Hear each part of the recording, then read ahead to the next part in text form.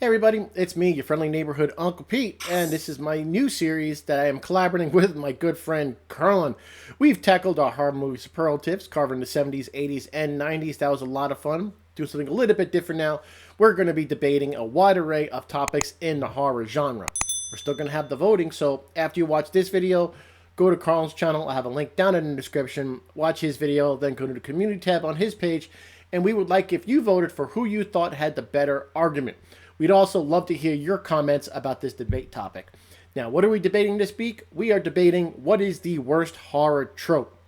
Now, I watch a lot of horror movies, and if you're watching this, I'm going to assume you watch a lot of horror movies as well.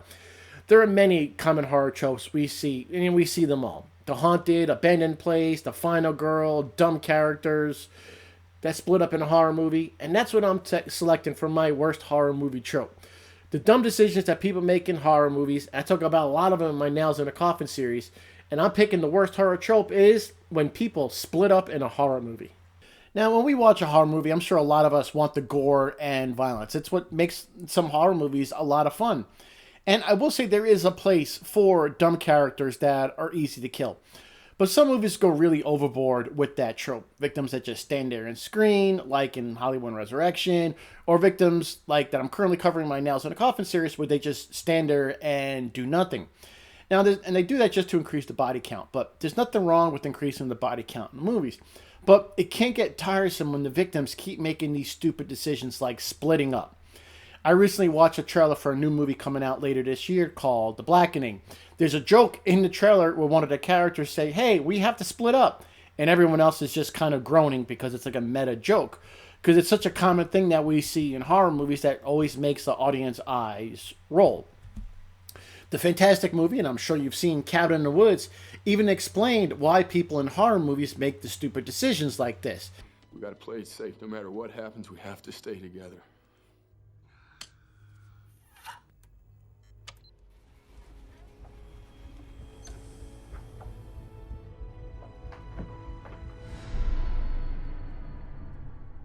This isn't right.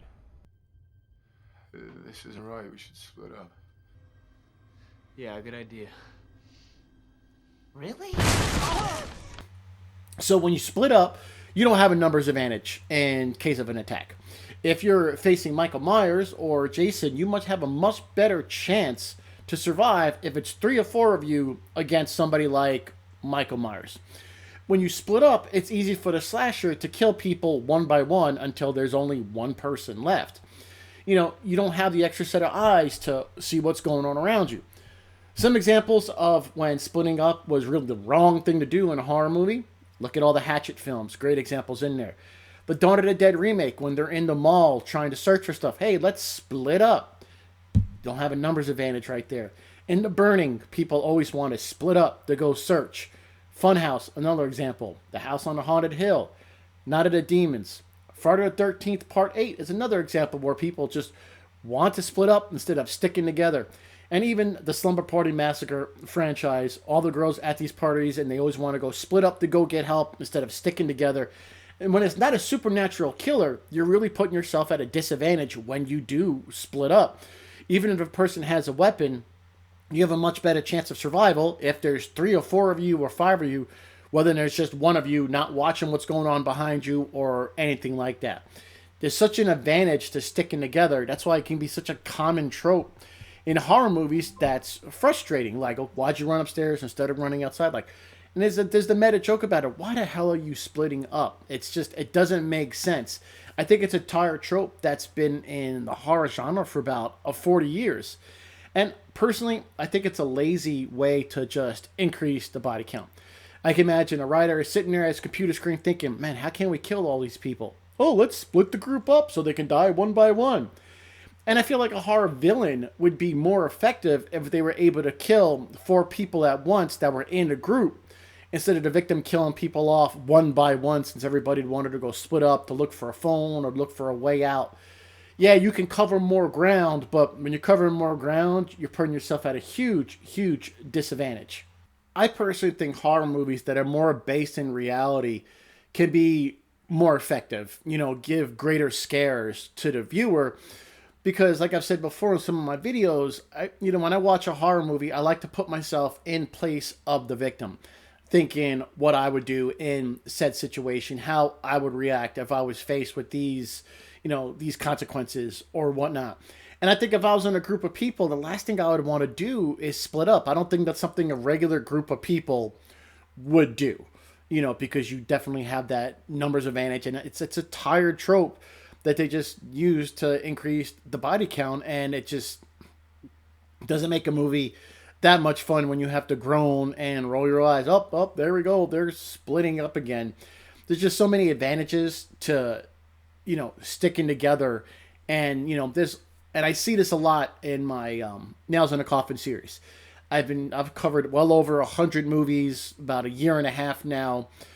Giving victims nails for making dumb decisions. And a lot of the times I give one nail, it's because they split up. They're on their own. They're not sticking together. And yeah, you increase the body count, but is that really worth it when the audience is rolling their eyes saying, oh, geez, here we go again, another trope I've seen again and again. I mean, there's even jokes about it, because it's always so prevalent in horror movies. I mean, there are other horror tropes, that makes the victim die. That's really common. But I just think when you split up in a horror movie, it's just a common outplayed trope that just doesn't work anymore. It doesn't make sense.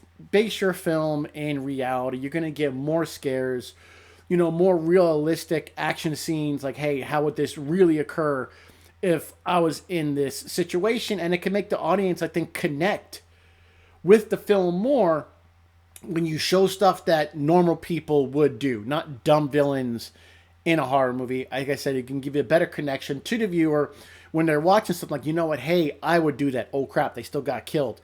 I think you can get more effective scares that way when you can connect with the audience thinking, what would a real person do in this situation, instead of being dumb and splitting up. So that's what I feel as one of the worst horror movie tropes is splitting up in a horror movie. Thanks again for watching. Now, please go watch Carlin's side of this debate. Again, link to the channel in the description below. He'll have a poll up on the community tab on his page. After you watch both videos, vote for who you had the better argument. And I would love to hear what you think. What, in your opinion, what is the worst horror movie trope from everything you've watched, through all the movies that you've watched in the horror genre? I'd love to see what you all think as well. I can learn, we can all learn together and see how we share our love for the horror genre. I really appreciate it.